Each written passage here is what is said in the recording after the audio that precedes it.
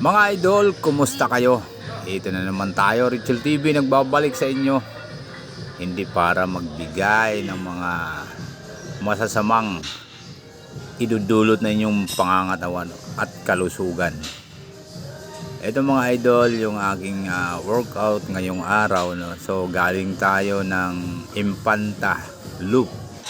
Kung tawagin Batman Loop mga idol. Siyempre pagkatapos natin magbike, long ride, so workout tayo, isang araw na pahinga. Dito mga idol, bali 1 kilot kalahati ang nawala sa timbang natin, no. Dating 72, so siyempre naging 70.30 na lang tayo mga idol. Ito bali deadlift yung ginagawa ko, yun nga, dahil pinatitibay natin yung ano natin, lower back, tsaka yung legs na rin natin mga idol. So kung mga gagawa ng ganito, isipin nyo mabuti, mag belt kayo at naka chest out pa rin.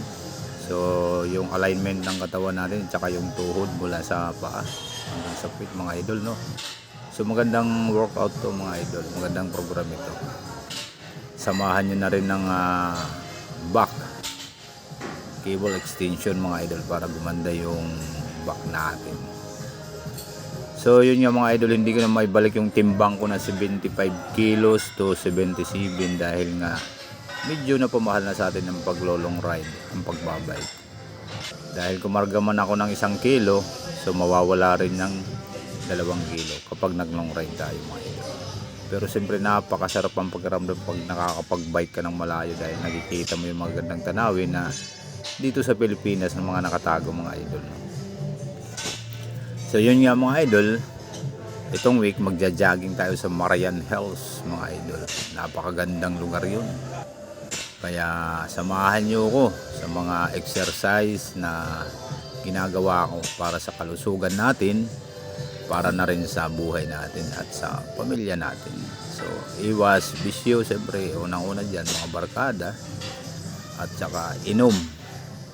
Yan nga, marami ako nakikita mga kabataan ngayon, talamak na sa inuman, puyatan, sigarilyo. Ako mga idol, bali ito yung motivation ko katawan.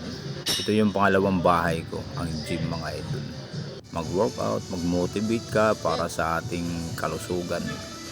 Dapat alagaan natin ang ating pangangatawan dahil dito tayo kumukuha ng lakas para sa hanap buhay natin at para sa mga pangangailangan ng mga pamilya natin, mga anak natin, mga idol.